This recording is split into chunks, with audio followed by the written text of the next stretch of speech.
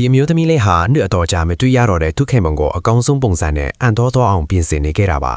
ဒါပေမဲ့အဲ့ဒီလူရဲ့မျက်နှာကိုမြင်လိုက်ရတဲ့အချိန်မှာတော့သူအရန်ထိုင်လန့်သွားခဲ့ပါတယ်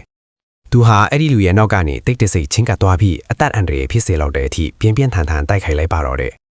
အဲ့ဒီလူမြေပြင်ပေါ်လဲကျသွားတဲ့အချိန်မှာတော့သူခေမုံကတေဆုံးသွားပြီးဖြစ်ကြောင်းပြောကြားခဲ့ပါတယ်